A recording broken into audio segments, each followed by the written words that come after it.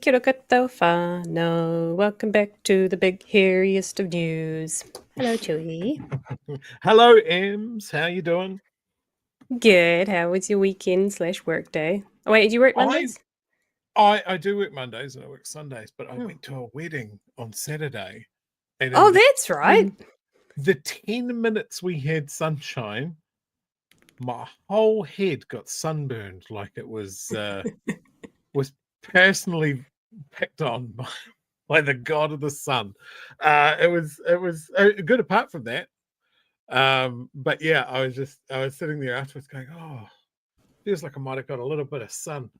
And then I got Yep. home and my whole head looked like a melon. It was Oh, great. great.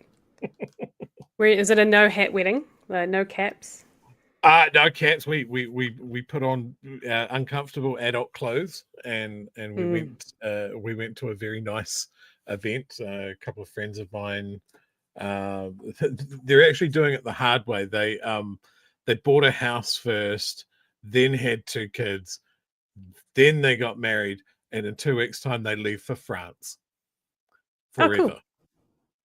So they've done it Cool. in a really weird way, but yeah, it was lovely. It's great seeing friends get married. It's just nice. Yeah. No, that's cool. How's all the chat doing? Chat is doing good. Chat looks very happy. Love to see it. Well, today's a Monday. I always find Mondays a little bit of a dry day when it comes to. It's either one or the other. It's either a really big news day or it's a bit of a slow start to the week. I feel like this week's a little bit par from the Treaty Principles Bill oral submissions, The, which was great. the first round, like we have Yeah. been building to this, and I must admit, at work, I had the live feed of people submitting, and I've watched a little bit of it since I got home, and yeah, it's weird watching the oral submissions, and Mm, I couldn't help contrast I guess the basis of knowledge between the people that are for this bill and the people that are against it. It is an unbridgeable chasm uh, yeah. of, of between an extreme level of knowledge about what they're talking about and not. I saw someone online liken it to academics and then vibes. I'm Very much like so. Yeah, actual like knowledge, academics, nuance, and philosophical things, and then it's just vibes. yeah, We yeah. think it'll I be don't like it fine. when people call me racist, so I'm pretty sure I'm for this bill for some reason. Yeah, it really really weird. Um, it was watching the actual oral submissions part of submission here is always very very weird to me because it's Mm, everybody gets 10 minutes and that is supposed to include questions from mm, people on the committee, and just for such a time, I understand it. They've got thousands and thousands of people that have ticked the box saying, I want to speak on this. And they never have to do this. They had to cull out the list and decide who to listen to. mm. And that has just really sort of focused for me of like, how can you go in and talk about such an important thing and only have 10 minutes, including questions? Do It's they, it's when you're madness. watching, do they actually ask questions? Very occasionally when they have time, like they quite rigidly stuck to that 10-minute Mm, sort of presentation. And I mean, if you were someone that rocked up and you'd worked out what you're going to say and it's going to fill up all of the 10 minutes, well then there's no questions. mm, um I did notice, and I've done a little bit of digging on this, a Hobson's pledge mm, submitted today, mm-hmm. and they tried to put the Well, they cat took amongst someone the else's spot pigeons. because they let them. Well, did they though? Did they? Because I mean, they got up into their submission and they immediately started playing the victim of like, we're New Zealand's preeminent group representing all of these people on treaty issues, and we were never going to get given a spot, and it's only because of this other like-minded group volunteering to give up their spot that we were able to submit. And then right at the end, James Meagher, who's running the committee, goes, well, actually, we picked the list of people that responded before the deadline, and Hobson's Pledge didn't. You were offered and you didn't respond. So I don't know who to believe there. My gut feeling is don't ever believe Hobson's Pledge. So I'm going to go with that. Yeah. I did see that he then backtracked on his you didn't respond to you did, but we'd already filled up all the submission by that point. So it was like a sorry, the misunderstanding or misunderstanding. I don't know, but I feel like that's a technicality of like, you know, if it was really this important to you, maybe you would have responded quickly. Yeah, right. Yeah, your whole organization is built for this. You should have been sitting there like day one, like waiting. Yeah, got it. Got the first slot. Fuck yeah. Yes. Yeah. Yeah. Next to David Seymour. I haven't watched Seymour's presentation. I haven't seen any of them, to be honest. I've heard people's extractions of bits and pieces, and it sounds like overwhelmingly it was very like you say, it was more nuanced in academics and people actually having reasons behind and also the impacts of it and the implications of going forward. I obviously the things that came out of most of the lawyers, I think I appreciated the most because they're the ones who currently interpret the treaty and use it in law, as opposed to those who are perhaps a little more. I don't know. Was there? I feel like there was a few people on the opposing side who were also kind of like vibes, but maybe less so. Yeah, I haven't seen too much of that. Like I think I've watched about 3, maybe 4 oral submissions. So I've watched Hobson's Pledge one.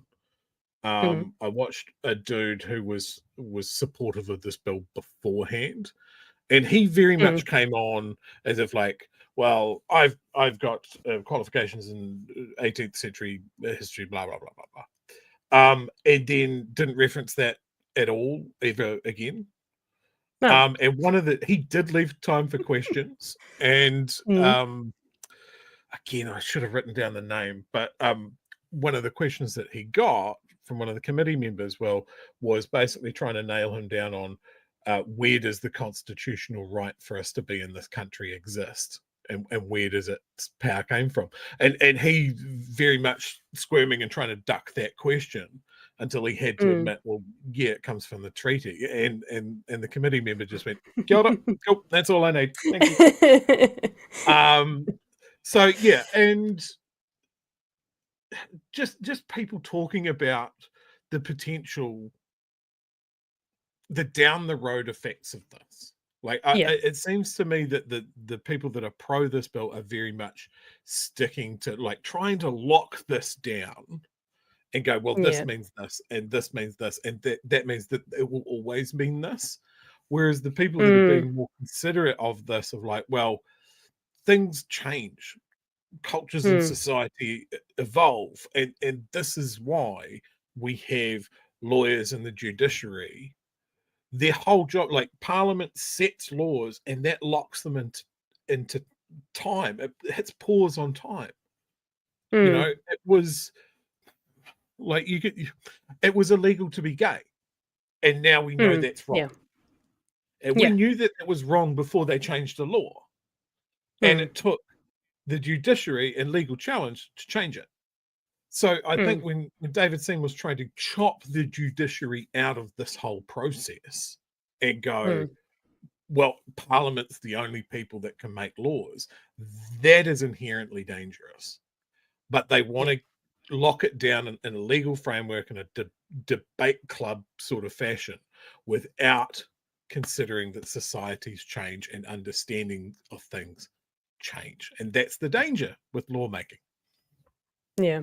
I mean, it does seem a little bit hypocritical as well, because ACT were the ones that brought forth the same-sex marriage as far as I'm aware. That was them, wasn't it? And they brought forth euthanasia, I believe, as well. That was their bill that they pushed. And then I guess in this sense, they're also wanting to do similar, in which they say, society's changed, the landscape of New Zealand's changed, and that's kind of their backing behind why the treaty also needs to change, but in a way that doesn't reflect their other things of following society's changes and changing law to reflect that.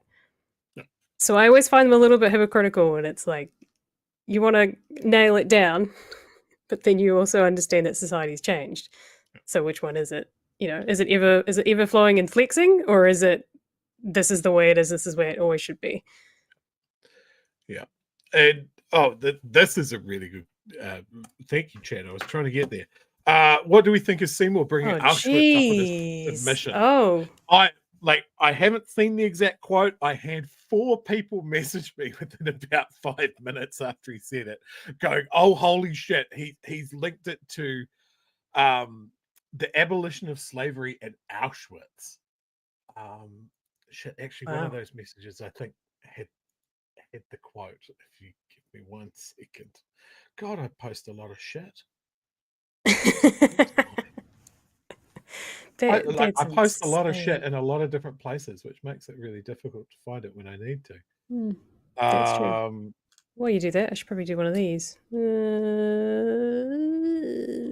My absolute star of what I've seen on the submissions, Marilyn Waring's presentation is bang on the money.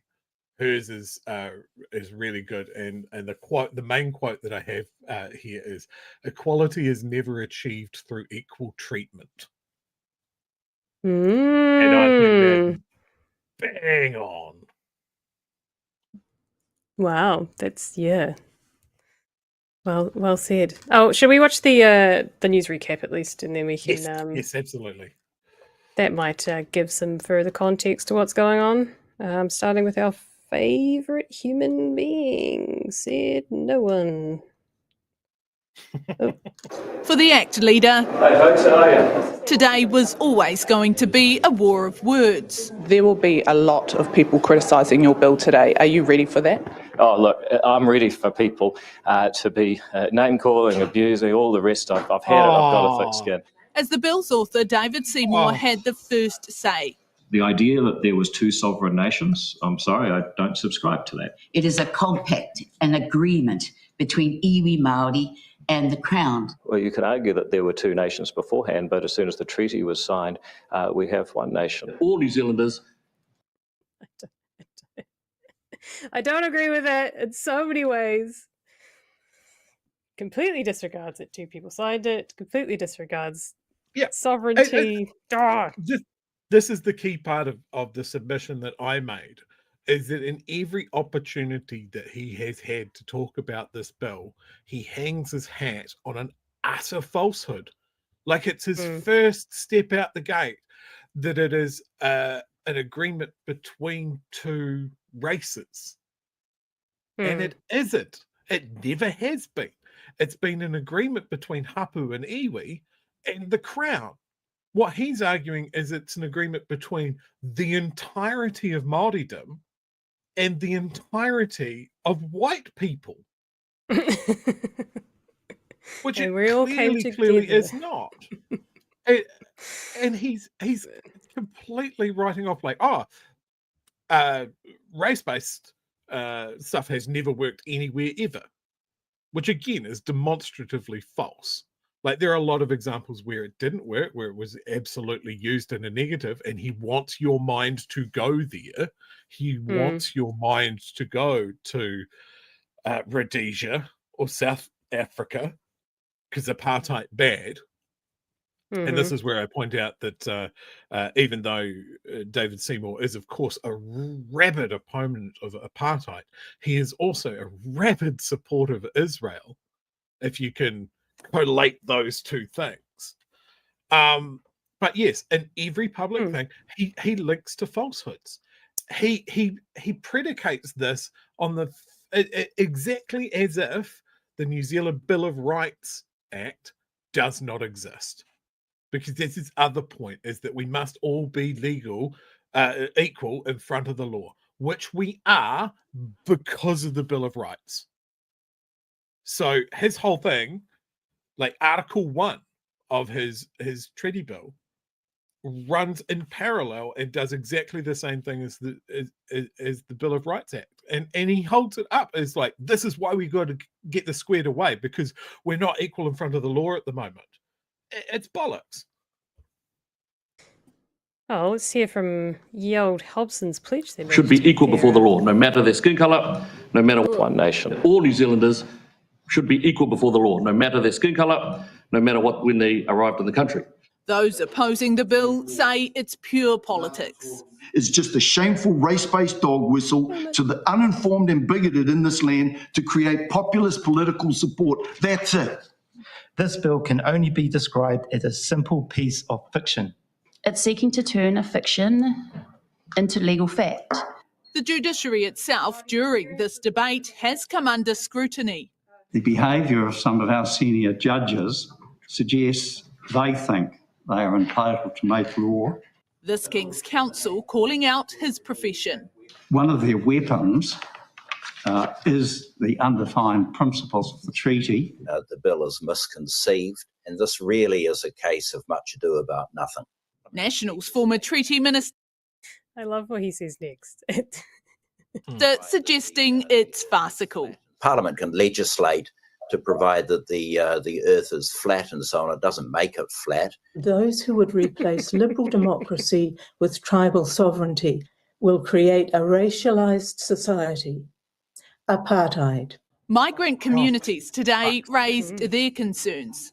This bill, with all its flaws, especially distracts from the very real issues of social and economic inequality caused by colonisation, white supremacy, Islamophobia, etc. Multiculturalism is used to recruit Asians into a sinister anti-Māori agenda.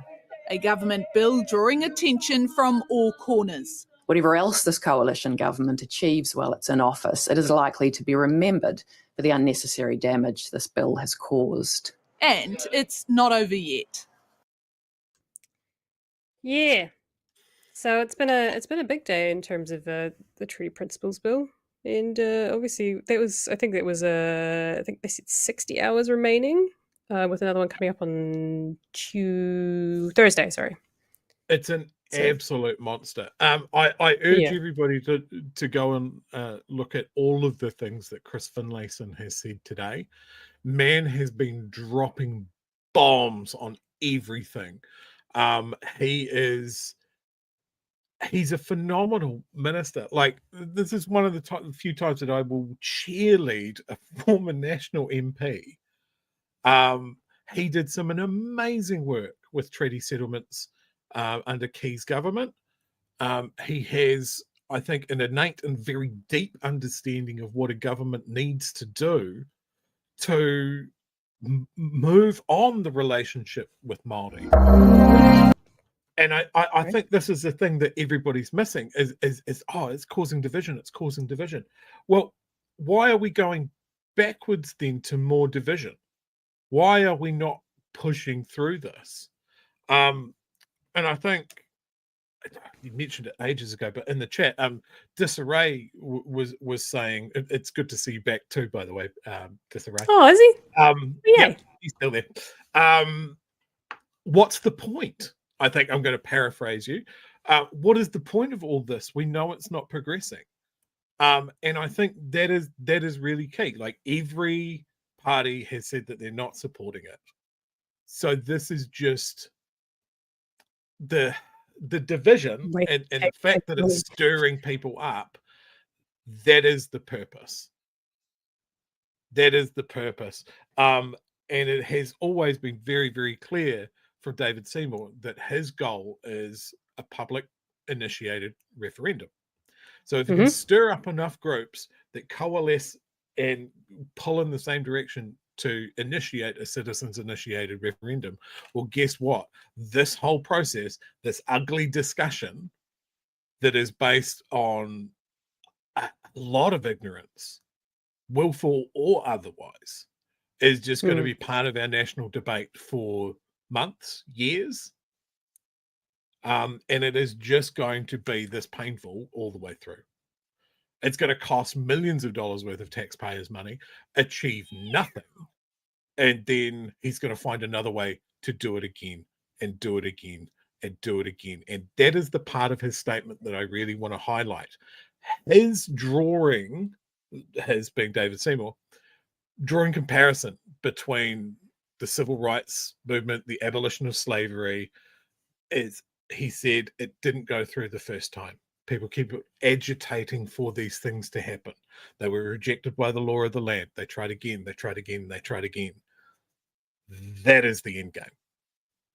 Mm-hmm. So just because we'll kill this in a couple of months' time doesn't mean that it's gone. And it's not like they haven't been successful before. I mean, the last time they tried this whole thing, it got tiny amount of submissions. I think it's been it's been 3 attempts to try and get this type of thing through. And I guess the euthanasia bill is another one where it kept coming back, and eventually it went through. So there are examples of bills, not getting there and then eventually getting there. Unfortunately, the euthanasia one was his Axe Party's, but I feel like there was a different act though. The act now is a different act than what I've seen in the past, surely.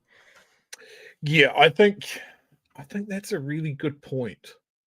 Act has I don't changed remember a Act lot. ever being this kind of concern. Like, I always remember them being, and maybe it's because they championed things like the same-sex marriage and euthanasia bill, that they were, which are quite progressive. Well, very progressive when we put, especially the same-sex marriage when it came through. That was still quite early days. And we beat America, didn't we? In getting that through. Yeah, By I a think number of that's years. right. Yep. So I remember them as quite a progressive. It's always about the thinking about yourself and your own right.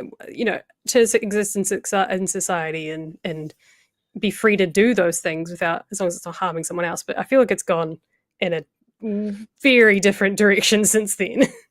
And that's the danger with libertarian parties, is because it's very easy to be libertarian about some things. Like it's a natural place for, say, as you mentioned, same-sex marriage, for ACT to go, why is it up to the state to decide who you marry?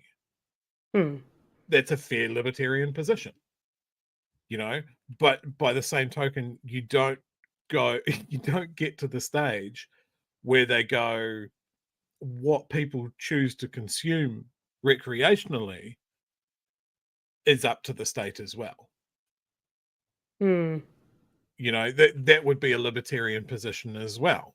It's like if people want to fucking shoot up heroin or drink whiskey or smoke weed, why is the state in the position of deciding what's good and what's not?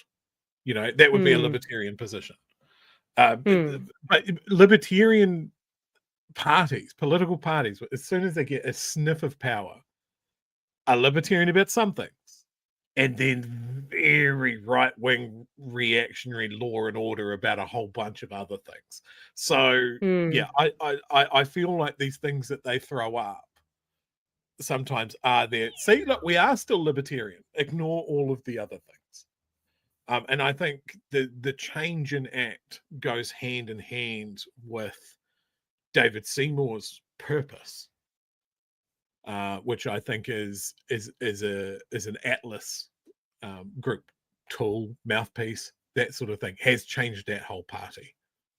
Absolutely. And with it being stacked with, again, lobbyists, mining lobbyists, tobacco lobbyists, gun lobbyists, you aren't going to get libertarian positions unless it's a bit of showboating. Yeah, it's an interesting one. I just wanted to point out as well that Andrew Little also spoke today. After what we got after Chris Finlayson's Earth is Flat comment, which I loved. That was so good. Another former minister, Andrew Little, said supporters and advocates of the bill had said it would rectify that there were not equal rights for all New Zealanders. Those comments imply or assume that rights are not presently equal or are not equally enforced or upheld, and that the treaty represents a source of inequality. That must be totally rejected, he said. Little said correcting wrongs did not create inequality. To deny the ability to uphold the terms of the treaty would itself be an act of inequality, and would make treaty rights secondary or inferior to any other legal rights, and would therefore make Māori unequal before the law. To the extent this bill claims to address that, it is not addressing anything at all. Little was reluctant to get into the politics of what had brought the legislation to the House, but rejected commentary that the debate was a waste of time. This is an important debate. What people say in the collective understanding amongst the nation about the treaty, I think, going to be very important. This time will end up being an important touchstone in our nation-building journey. Thoughts? I think, I mean, if there's a silver lining on this whole shitty situation, I think there is a lot of talk about what the treaty means to people. And I think Māori are having a really good opportunity to say why, very strongly, why it's important to them, what has been fought for so strongly for so long. And I hope that through this whole ugly process, that there is more knowledge being dropped out there amongst people that were unaware of it. That there's more understanding of our country's history and the relationship between government and Māori, and what has gone wrong and what has been fought for. Now, I don't know if that is just incredibly naive of me, but the conversations that I have had with people, and I do try to bring it up as much as I possibly can, with people that aren't like political tragics like ourselves and that sort of thing. Yeah. What we call normal people. Yeah, I found that out with my family in recent times, where I'm like, look at this, Nikki No Boats. They're like, yeah. Yeah. Like, oh You're not in our no, I'm so clubhouse. deep. I'm deep in the source. No one gets it. Yeah, No. It's when you start bringing it up in parties. Look at that wedding that I went to. Okay, this is tangent time. At that wedding that I went to, the groom is an old friend of mine, and he watches the show, and he doesn't always agree with me. I would say he is more centered, right? And he often has a lot of problems with exactly what David Seymour is hoping that he has problems with. The feeling that Māori are somehow special and above. But to his credit, he listens. He listens to the show. He doesn't necessarily agree with my point of view. He goes and listens to someone else. He listens to his friends. He listens to people that are different from him. Okay, and that is to his credit.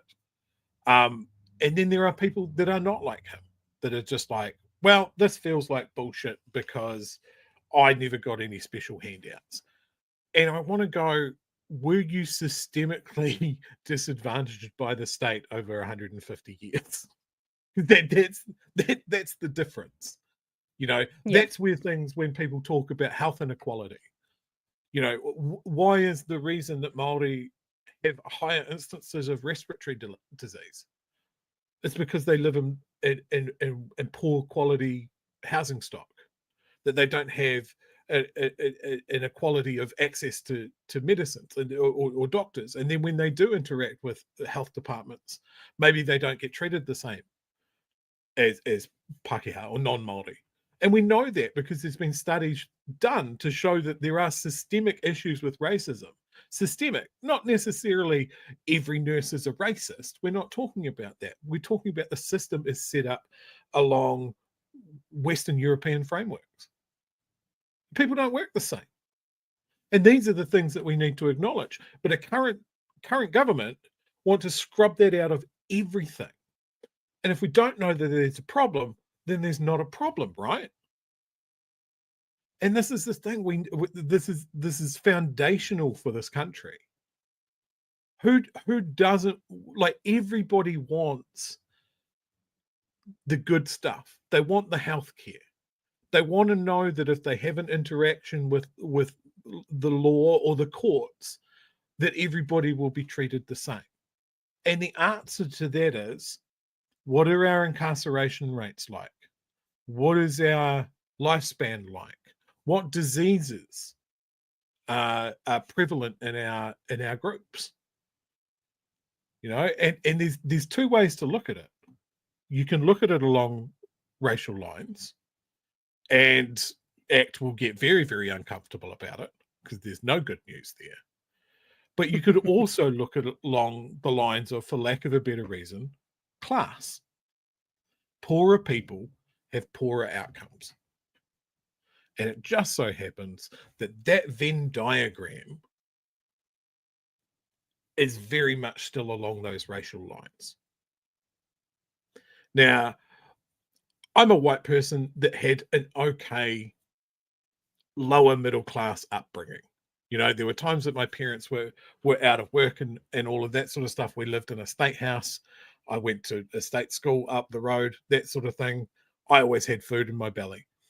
Now, it might not have been great food, but, you know, I could always have a cheese sandwich because it was the 80s and cheese was cheap. Because of plastic cheese too.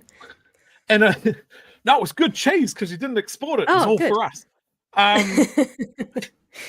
This country's trash. And like, if you came from, like, I could say some of my friends had a better upbringing. They lived in bigger houses. They had nicer things. And it would be very easy for someone to go, well, nothing's been given to me. So why should something be given to somebody else? You know, just because you didn't have it as bad as someone else doesn't mean that they have to suffer for it as well. I mean, I've mentioned on the show a couple of times in my interaction with law enforcement, one of the things that I have had is diversion, which you're only supposed to have once, twice.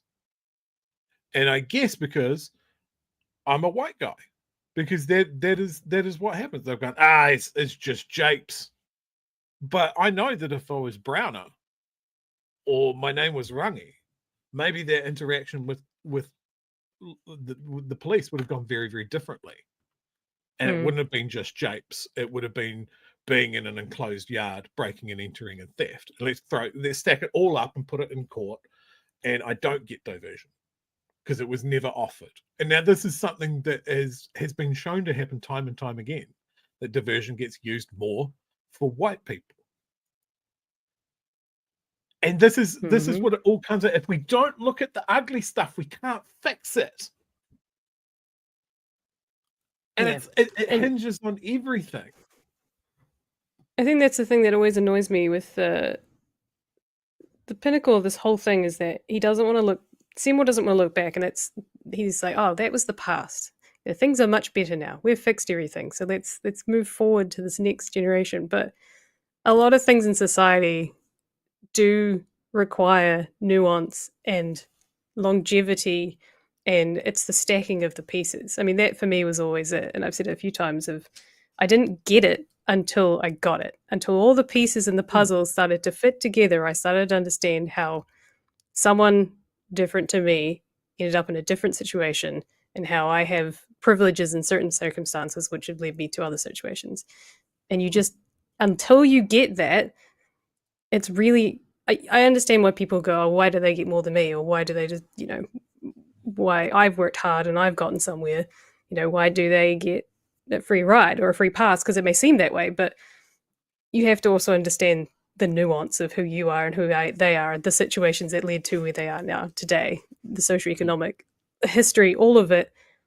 It all has impacting event. It all piles up. Flow on, it cascades. Like I urge anyone that's wanting to understand why this is so important for especially North Island iwi and hapu, is read up on the New Zealand wars. Read up on what happened there and what the Crown did, and the people advocating for war against the Māori, and then look at the value of that land. Look at what has happened to it. We're an agricultural nation. We have exported tens of billions, hundreds of billions of dollars worth of agriculture to the world. People have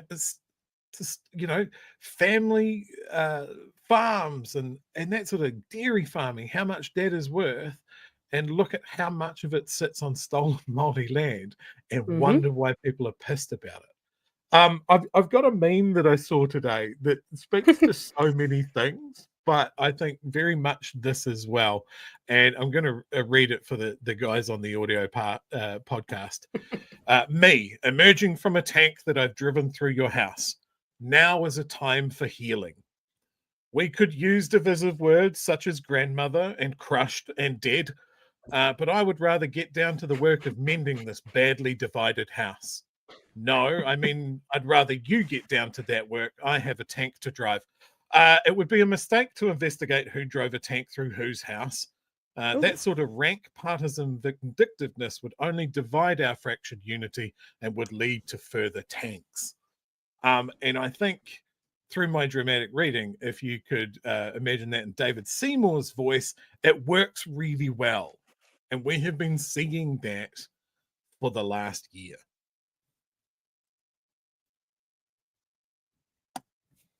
But yeah, this idea of suddenly we're going to draw a line in the sand and we're all equal is just farcical. It's like starting a running race where we get better gear, a slight downhill grade, 10-minute start. Yeah, it's just laughable. Yeah, it's a difference between equality and equity, and if you understand equity, you understand that not everyone starts at the same starting line. You gotta help people to get to the same starting line before we can go.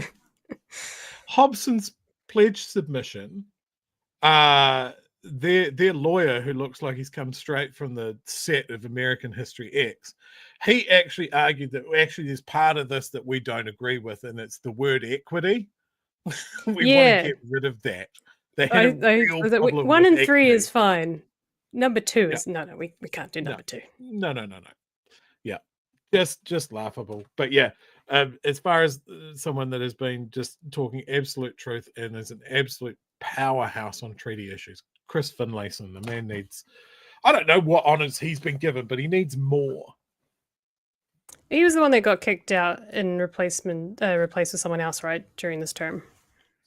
Was it him? I'm not 100% sure. I just remember from Key's government, like there's a lot of things that I can say about Key's government, but one of the things that is oddly satisfying about Key's government is they managed to do some really good work resolving treaty issues, and Chris Finlayson was a big part of that, and has been very vocal after that the only way to resolve these issues is to work together, which is just such an out the gate woke mind virus thing to say. Why would we work together?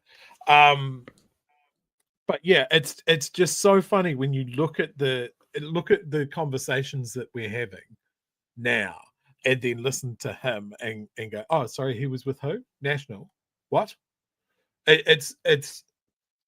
It's remarkable to look back and see the difference in our debate. And with all things, we need to remember that the only reason we're having this debate is because Luxon is a poor negotiator. He is bad at this. He's admitted that it wasn't even a bottom line as far as the negotiations with ACT goes. So he owns this. He owns this whole bag. As horrible as David Seymour is, Luxon brought him to the party. Yeah, he definitely committed some political suicide with this whole thing. I don't know who was in the negotiating room with him. Was it literally just the three of them? Peter's just sitting there like... There was a fourth thing. There was a big fucking clock that Luxon was looking at all times. Like, come on, guys, we're going to get this wrapped up. I want to be the big negotiator. I got a government, yeah. And he had Winston. I said I could do this. Absolute pro at negotiating, and David Seymour, who's just pleased to be invited. But look, if this is what we got, with it not being a bottom line, my concern is next election, with the increased leverage that Seymour has, and knowing that he was able to get this far with it not being a bottom line. And with the comments that he said of going, hey, look, I might not get it through this time, but I'll be back. If he's in a position of negotiating again, if the left don't get their shit together and motivate their voters to really hit the streets this time round, then maybe David Seymour's back in that negotiating room, and maybe a referendum is a bottom line this time. And I wouldn't be surprised, and it's very likely, possibly, I don't know, very likely, there is a possibility that Peters is not in that room, and that ACT and National could do it, the two of them, which means there's one less party to negotiate with, but one less party who might be a little bit more, I don't know, Peters is what he is, but I feel like he is at least a little bit more moderate. Or like he's reasonable in some. Go together. No, I mean, isn't he's a little bit more? He's smarter. Like this is not something he would throw on the table for sure. He would do it in different ways, but he was better at politics because he was there when it was invented. There wasn't politics before Winston Peters turned up. He was there with it first. But I mean, you look at Peters' history of being involved in coalition governments and the work that he has, that yes, he is a declining entity. But even in this state, I would dread trying to negotiate anything with him. I think when you're talking about Seymour and Luxon and Winston, the first two are going into that battle with a butter knife, and Winston's holding a minigun from a prepared defensive position. It just it doesn't work. Yeah, good old Winston. But I fear what's going to happen with the next election. I'm 50-50 of what's going to happen. I obviously not 50-50 of what I want to happen, but I don't know. Is the left going to pull through? Can we do it, or is it like, oh, people don't care enough? So isn't that a horrible? Well, it's both a horrible and a powerful place to be. I don't want anybody on the left to feel complacent. I don't want anybody on the left to go, well, this government is so obviously bad. They're terrible. They're doing terrible, terrible things that me and all my friends don't like. Everybody I talk to agrees that they're horrible, and they're poor politicians, and they're doing bad things, and they're unlikable. So they're going to lose. So I don't need to really do anything. I think the whole thing of like, no, because we were wrong last time, and we need to start now, a year ago. Right, exactly what BHN has done. It's like, oh shit, we lost that election. We better fucking buckle in.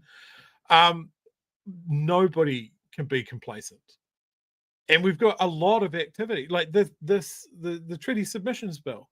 They have spoken about the level of submissions. There were more submissions for this than there are usually submissions in total for every bill for an entire year.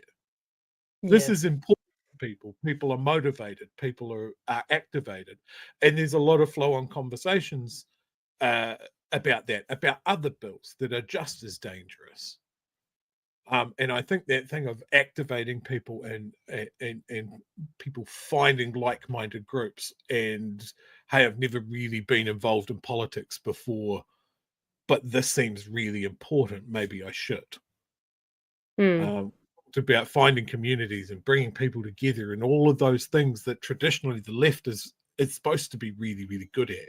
We need to bring people with us, which is also something the left can sometimes be very, very bad at.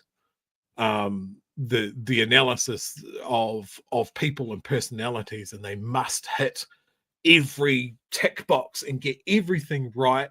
And if they're wrong on one particular thing, then we throw the whole thing out. The what is it? The perfection is the biggest perfection enemy. is the enemy of good, and done That's is better than perfect. Those are the two. And we've seen that there here with this show. Like we talked about it before. We've interviewed someone, we pissed a whole lot of people off, and they're like, "We're never doing anything to do with you again." You know, that whole aspect of it. You know, we want as if people Labour aren't to, multi-layered and multifaceted. With, you know, and we it's do like that to our opinions here political and there. parties, right? We want Labour to be really, really left, and I'm not going to stop doing that. I'm not going to stop agitating for that. But I also know they're not going to be there. They're not going to be what I want them to be, Mm-hmm. right? But isn't that good that Labour's not my only choice? Mm. I can still go, I would rather Labour be the bigger party, the major party of a left coalition that wins the election. You know, you don't have to sit there and go, well, they're fucking terrible at everything because they're not as militantly left as I am. That is what I am talking about. We need to bring as many people with you. And if you're rabidly Te Pāti Māori or rabidly Green for their hardest, most left-wing policies, and it makes your friend uncomfortable, then that is fine, as long as your friend is fine with going Labour, you know, or something like that. Bring them some other way along. And radicalize them over a period of years by getting them to watch a podcast called BHN 4 nights a week, 5 nights a week, even 9 till 5 weekdays. Because that's how we win. God, Well, that was a rant. What have you done to me? You have of course we can go to read some super chats and then we can go to bed. That's great. Let's get through some super chats. I just leave Chewie on the show. It's great. Thanks, Beta. $2. Luxon is a feckless egg. Nice. I like my eggs with a lot more thick.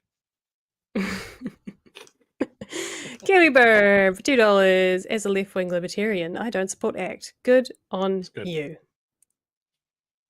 Okay, sure. Let's go with it. Tipping Bucky for $5. Fundamentally, it's a contract between us and the Crown. I want to know what the King thinks of this false being done in his name. Yeah, I still don't know about that name. Yeah, that letter was sent. We've heard nothing. I think that was an amazing Hail Mary, but I wouldn't expect the King of England to wade into domestic politics. So he's just happy being at home with Camilla eating swans. But yeah, I love that they tried it. But that's the whole thing. Like this was always a discussion about becoming a republic, right?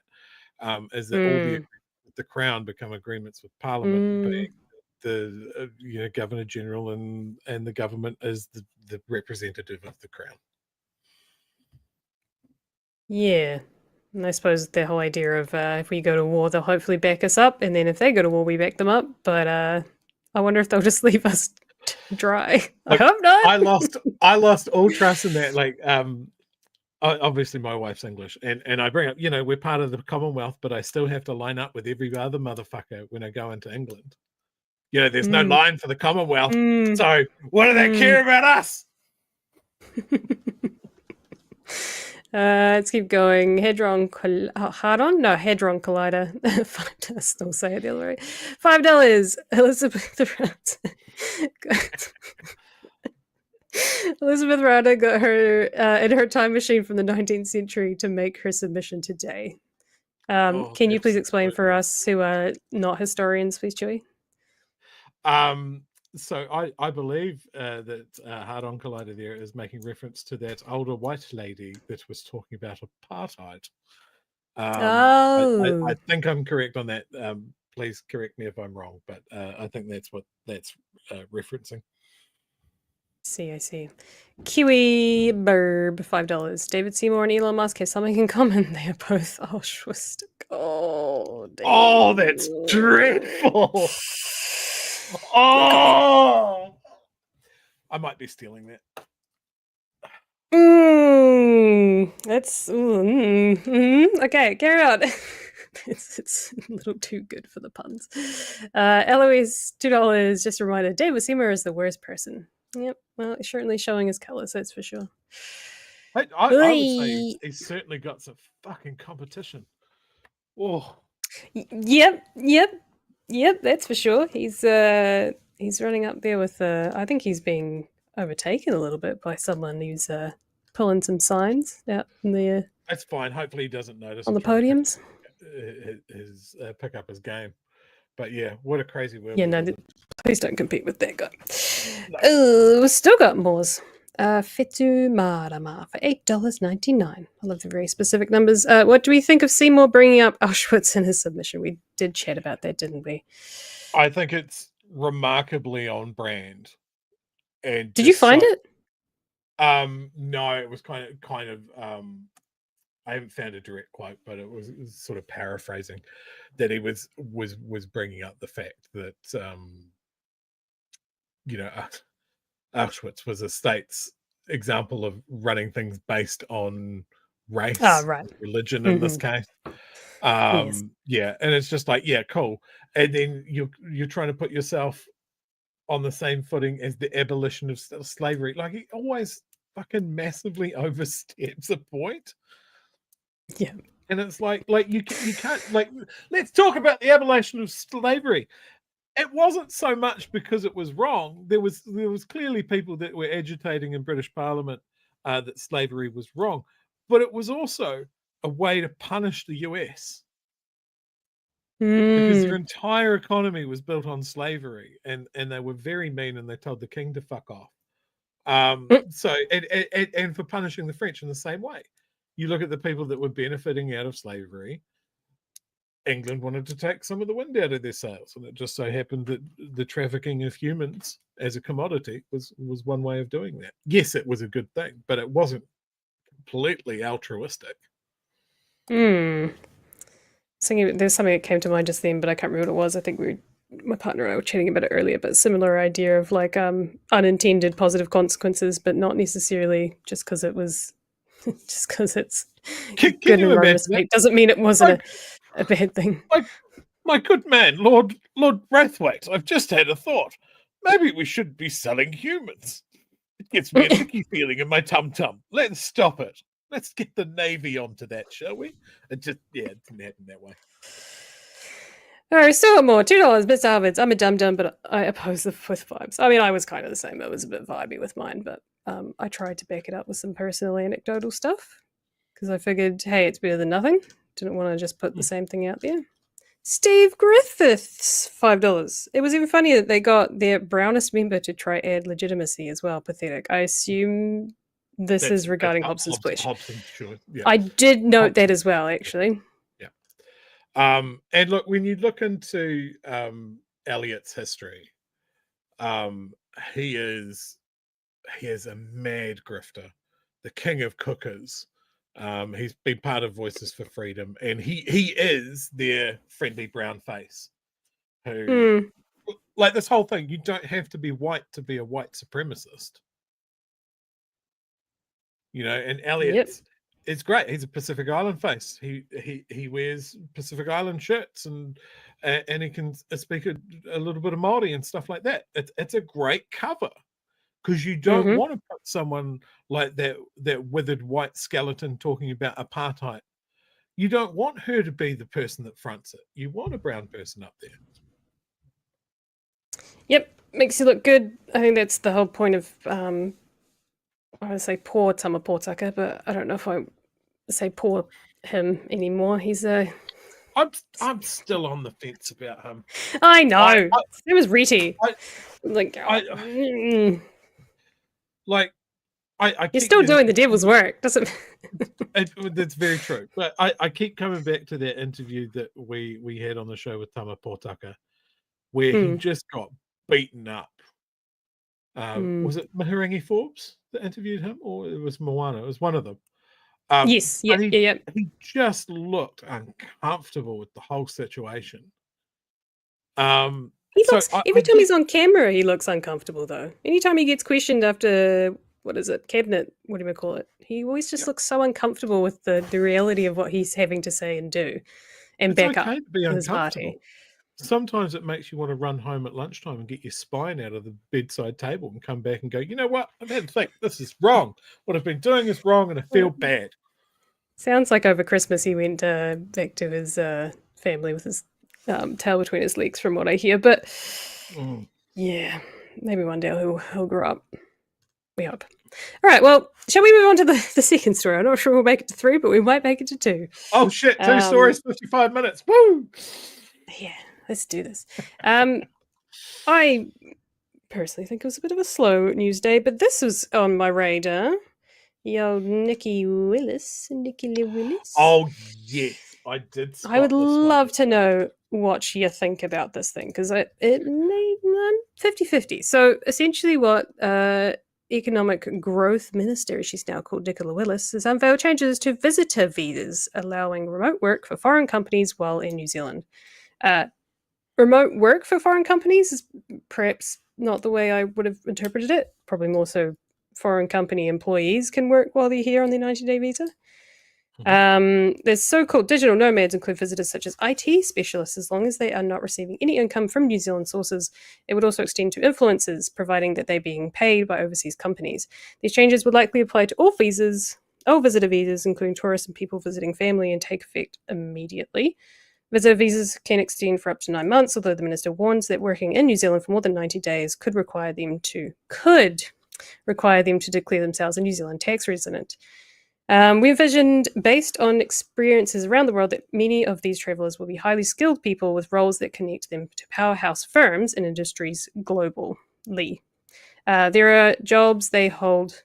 These are jobs they hold offshore, and they'll be able to stay connected to in New Zealand. They won't be competing for Kiwi jobs. We envision these will be particularly high-value tourists, and our advertising campaigns to promote this initiative will be targeted particularly to high-skilled IT workers from the US and East Asia. That kind of gives the general gist of it. The opposing opinion on this one was someone from Queenstown Lakes Mayor Glenn Lewis said the government would need to provide more infrastructure investment to cope with additional visitors, so ratepayers were not left picking up the tab. And he did do a study a wee while ago about that, being like, hey, if you want more tourists here and you want them to stick around, you're going to need to fund it and help us out. Absolutely. So I had a couple of thoughts about this. The most interesting thing is I have watched the headline for this story change so many times. The first one I saw was Nicola Willis relaxes working visas for people on a visitors. Less people on visitors visas work. Now that is a very different headline from what it's actually about. Because if you're here on a tourism visa, of course you cannot work. You cannot take a New Zealand job and you cannot derive income while you're here. That's not what this was about at all. As I read into the story, I'm like, oh, okay. So it's people that can work remotely while they're on holiday. And so my second thought was, is this a problem that needed solving? Like, if you come in on a visitor's visa and you're here for people just did it anyway. 1, 2, 3 months. How does New Zealand know that you're doing a Zoom meeting or you're logging into a payroll system to make sure that people are paid or that sort of thing? How do they know? And then how is it enforced? Is it an issue? It's not a New Zealand company. They're not earning New Zealand income. It's all happening offshore. So it's a solution to fucking nothing. The only incident that I could think of that even came close to that is that YouTuber that was in New Zealand a couple of months ago, I Show Speed or something like that, and they kind of brought up the point that it's kind of it's a weird situation because he's here for the purpose of work, that he's filming content.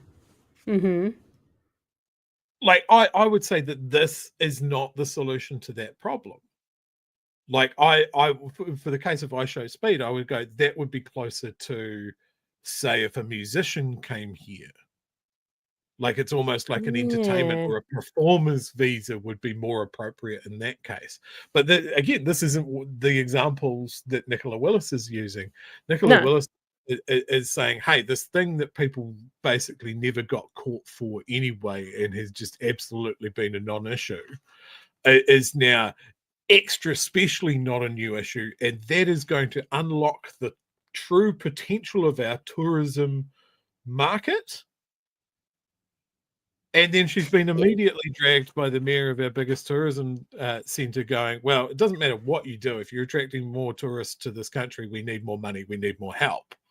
Because that is exactly what Queenstown does, whatever happens. It's more, please. More money, please. More money for tourism. She won't give it, though.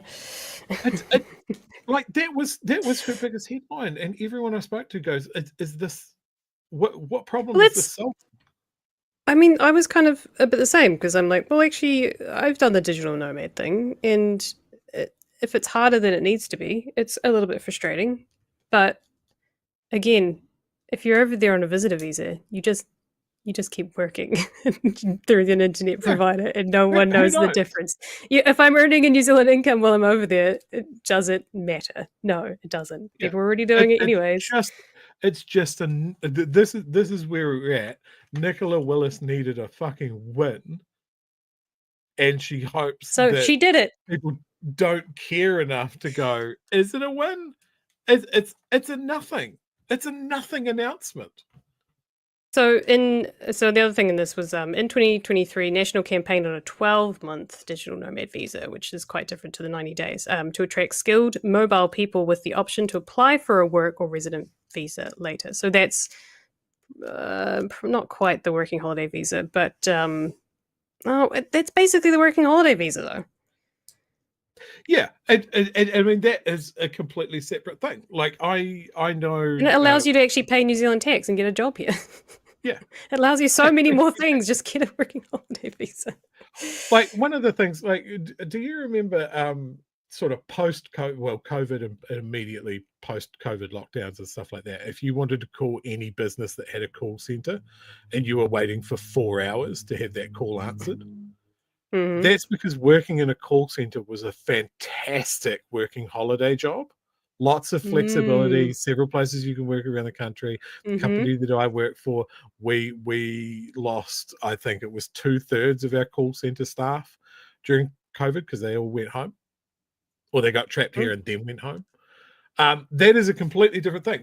What Willis is talking about here is nothing to do with that. It's a completely separate visa. Get a working holiday visa, come here, pick fruit, work in a call centre, work in a tourism operation, self-fund your holiday, a ski field or something like that. She's not talking about those people.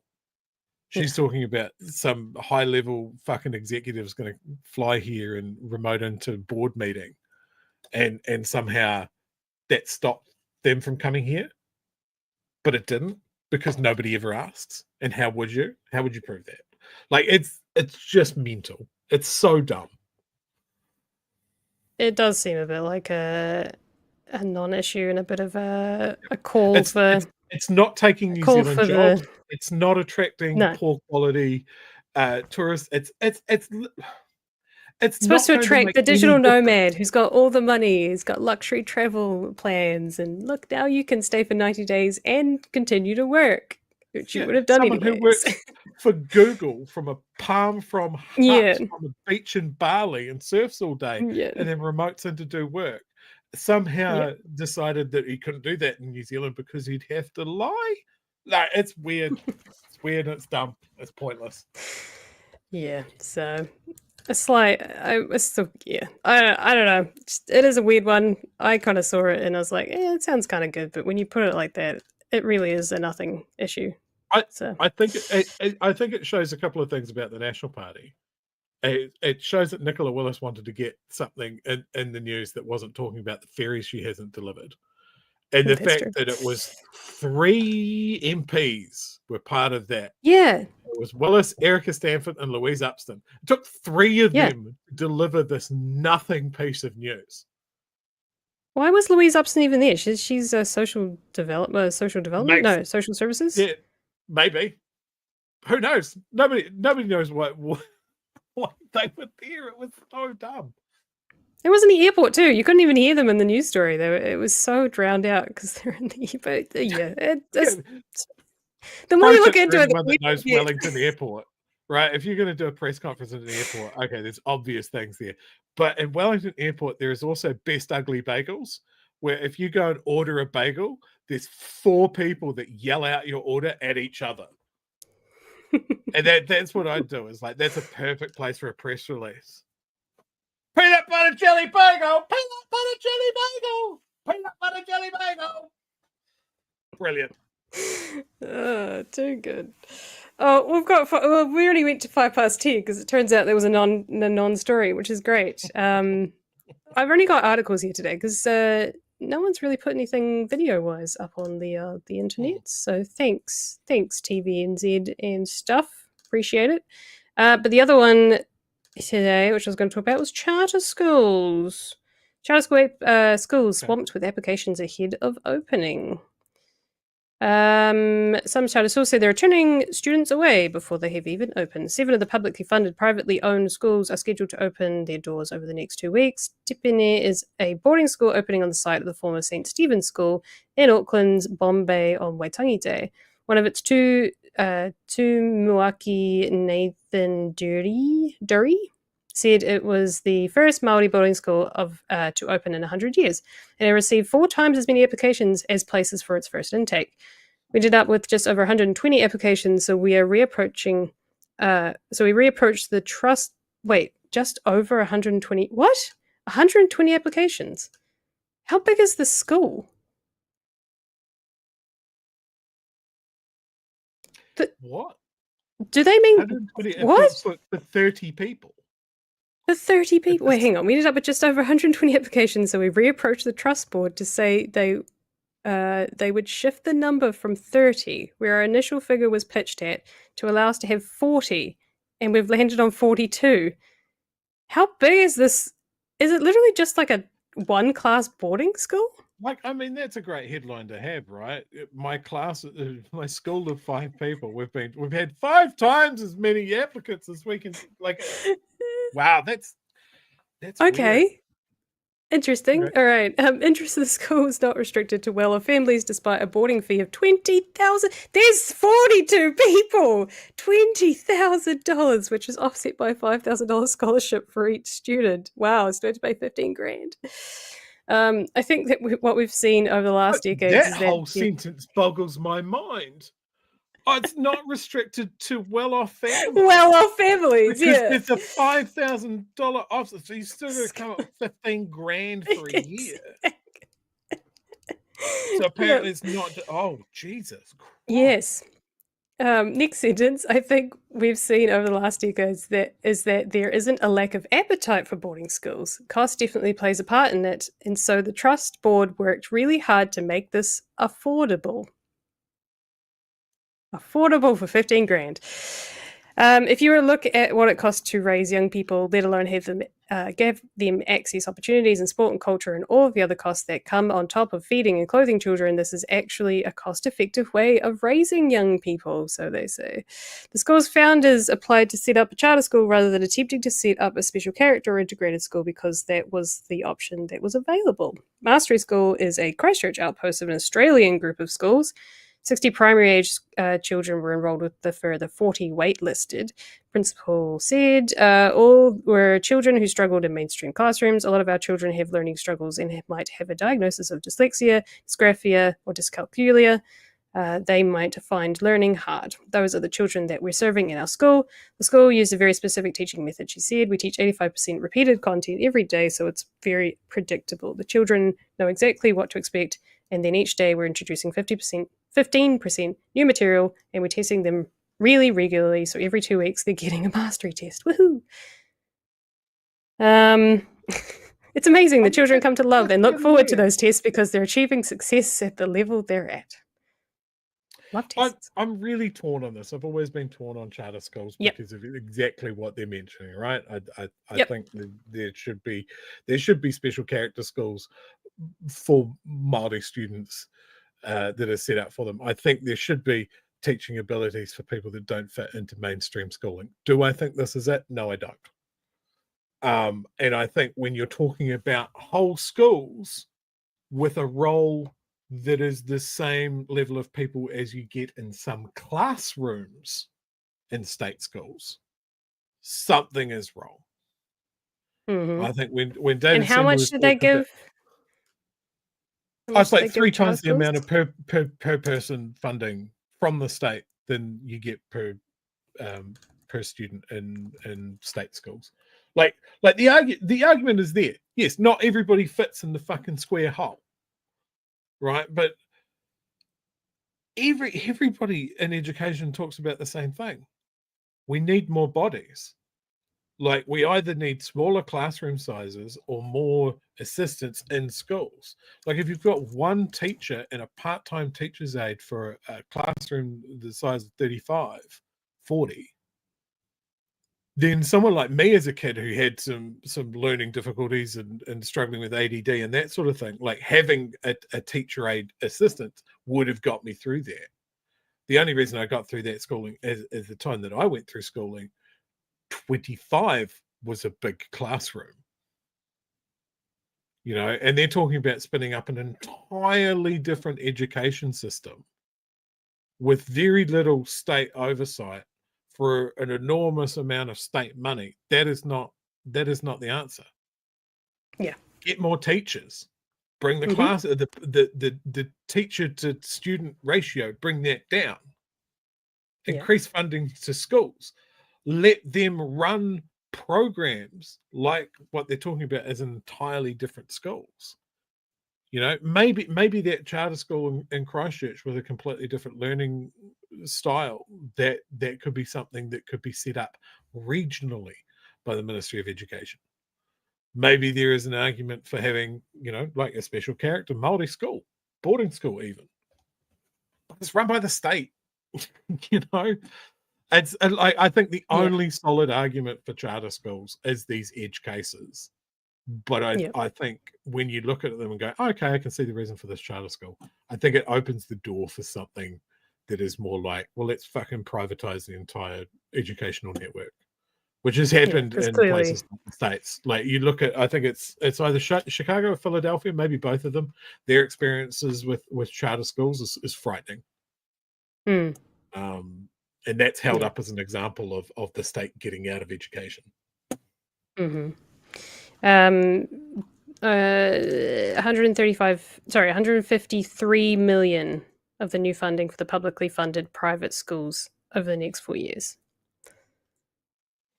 So that's 153. That's the other part of it. Look, I honestly don't know how much difference $153 million worth of extra funding for the Ministry of Education would it even touch the sides? I don't know. Is this the best place to spend the money? I don't know, but it doesn't feel right, because I remember reading the story of, like, okay, in a state school, and look, I'm not saying that this number is correct, it's representative, but the article that I said was like, oh, you know, state school gets like $12,000 worth of funding per student per year. David Seymour's charter school, you know, they're getting 40-50 grand per student per year state funding.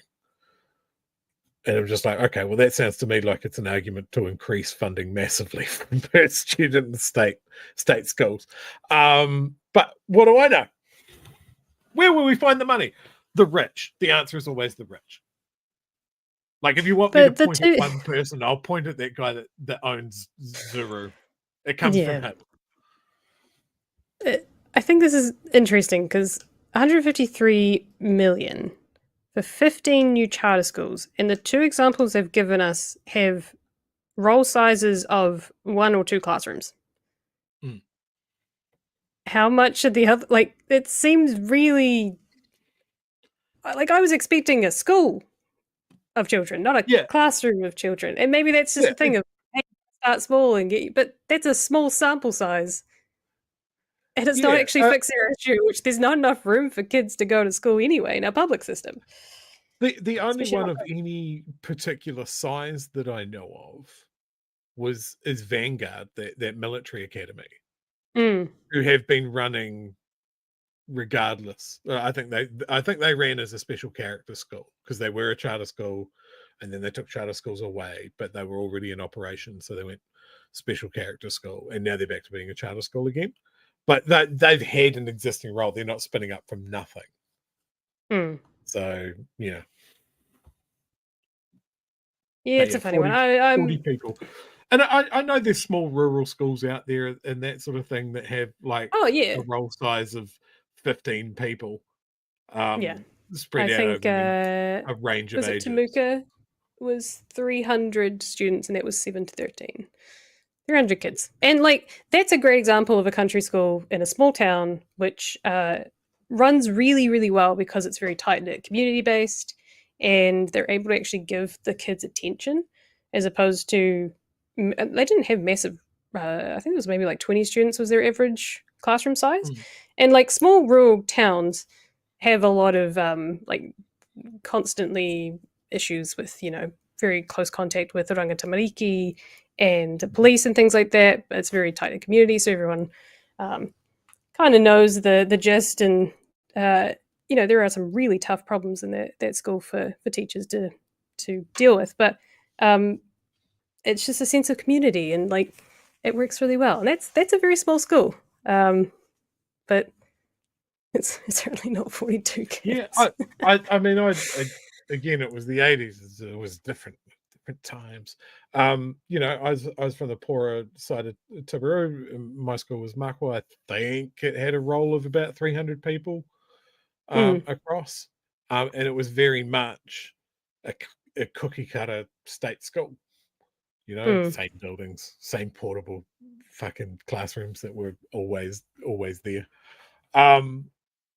But yeah, like I remember there being a discussion about a big class being 25.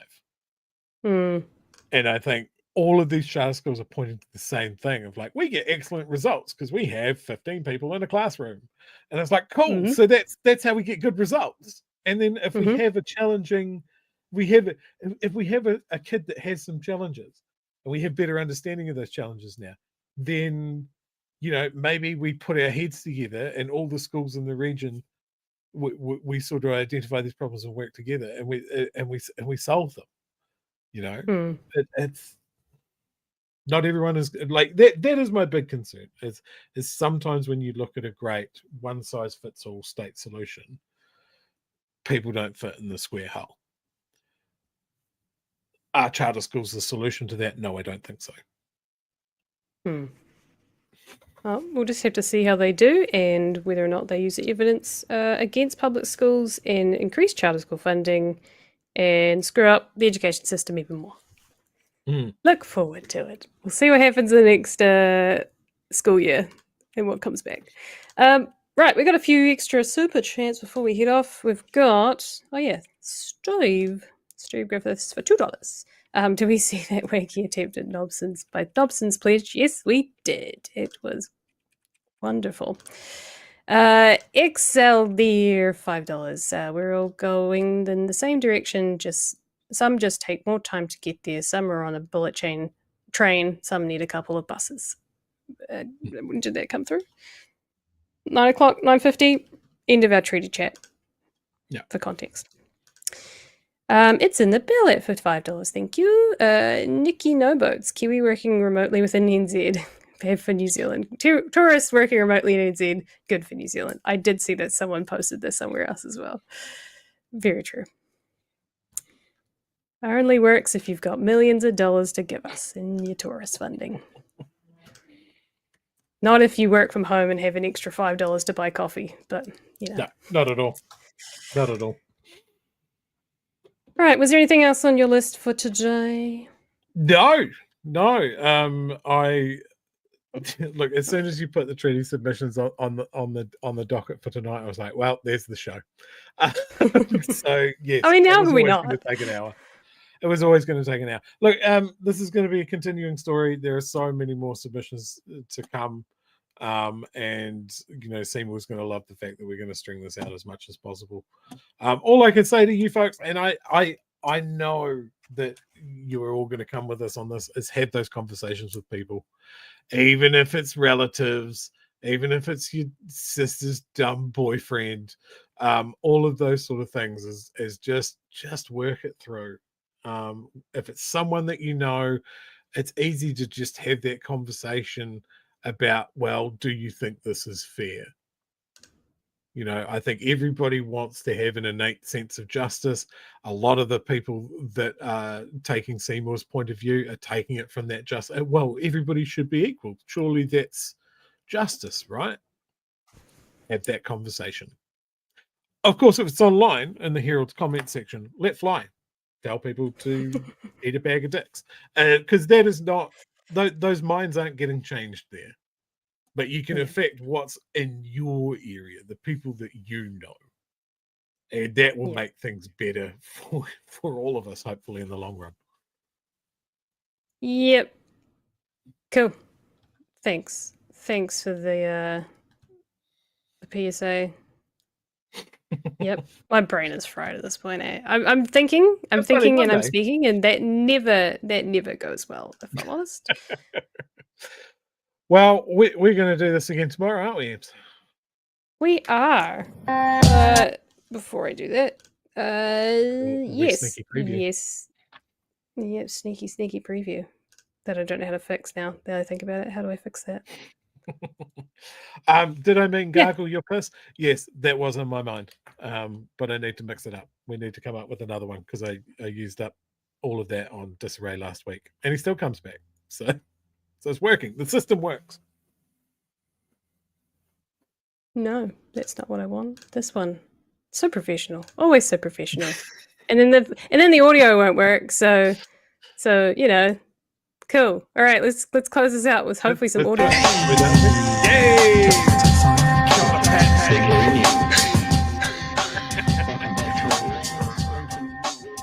Help us settle a debate, whether it be thoughtful or funny, even if we're all creatures of hate.